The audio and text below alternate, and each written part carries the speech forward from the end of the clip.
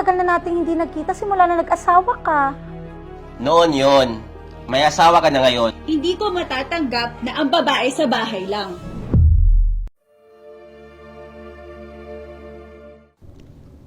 Hello?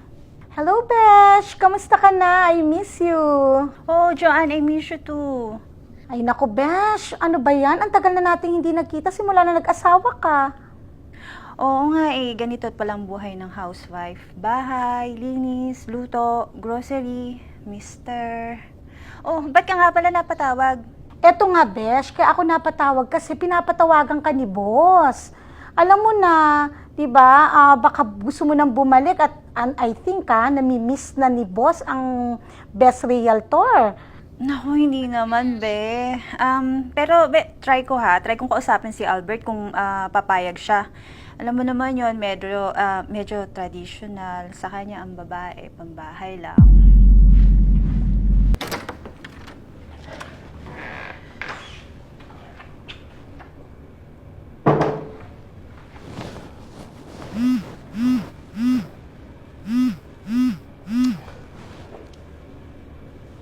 Hello boss, good evening. Bert, nasa office ka ba? Wala na boss, kakauwi ko lang sa bahay. Yung design na sinubmit mo kanina, kailangang i-revise. Nag-reply ako sa email mo Check mo doon. Pwede bang bukas na ng umaga boss? I need it urgently. Sige boss, gagawin ko mamaya.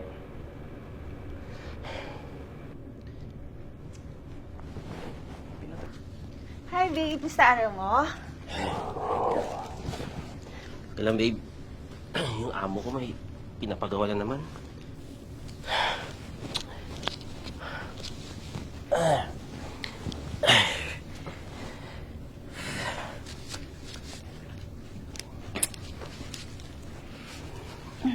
Babe, gusto araw mo? Eto, okay lang. May pinapatapos si boss Anong oras nakakadating mo lang? Babe, pwede ba? Mamaya na. Pakiyan na lang muna. Tigpit ang sapatos ko. Okay. Yung ano nga pala, may tulo yung lababo natin. Saan mo nalagay yung tools mo? Try kang gawin bukas. Babe, babae ka. Ako nang gagawa. Maglaba ka nilang magluto. Yun yung gawin mo. Sige. Si Joanne nga pala tumawag sa akin. Nagkausap kami about, tinatanong niya kung pwede daw akong bumalik lang, sabi ng boss ko. Babe, pwede ba? Mamaya na may ginagawa ko. Sige.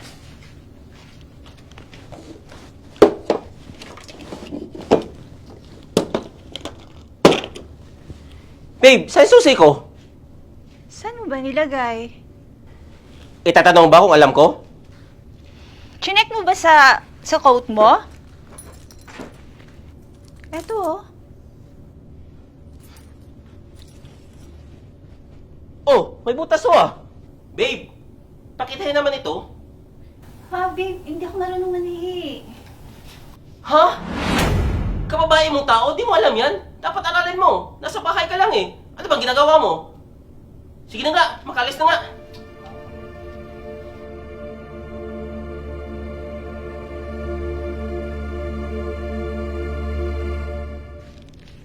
Babe, busy ka pa? Pwede ba kita makausap?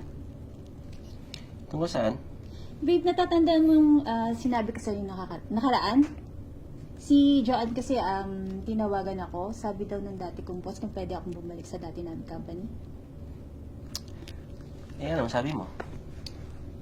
Sabi ko, tatanungin muna kita. Okay. Sabihin mo na ayaw mo. Hindi pwede.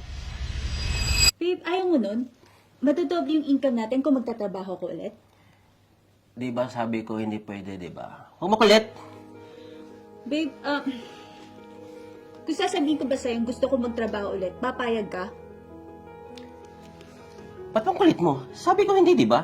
Kaya nga, nagtatrabaho ako, tinitiis ko yung abusadong boss ko para maiwan ka dito sa bahay. Para dito ka lang.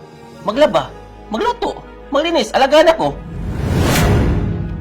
Babe, hindi naman tama yan. Alam mo, bago tayo magkakilala, career ang focus ko at magaling ako dyan. Noon yon. May asawa ka na ngayon, dapat focus ka sa pamilya mo. Dito ka lang sa bahay.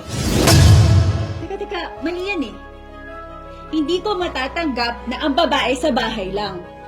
Marami kaming kayang gawin kung bibigyan nyo kami ng pagkakataon. Tingnan mo. Ang bilis nag-iba ng mood mo. Dahil yan, babae ka. Wala kang desisyon. Wala kang desisyon sa sarili mo. Kaya dyan, hindi ka pwedeng magtrabaho. Bigyan mo ako ng chance. Hayaan mo ako magtrabaho para makita mo. Tama na yan. Oh, Tol, musta? Tol! Napadalaw ka. Okay lang, Tol. Kaso, nag-away naman kami ni Mrs. eh. Bakit, pre? Trabaho, no? Hindi nga eh. Gusto niya magtrabaho. O ano, masama doon? Mga Tol, alam niyo naman yung tatay ko, pinalaki kami na yung babae, nasa bahay lang. Tol, kilala mo nanay ko. At maagang nawala ang tatay ko. Eh ano naman? Tol, ang nanay ko, nagkakarpintero, naglalako. Siya pa nag-alaga sa amin. Tapos naging kapitan pa ng barangay natin. Masyado mo namang minamaliit yata ang kakayanan ng mga babae. Kailangan, pare, magtiwala ka rin.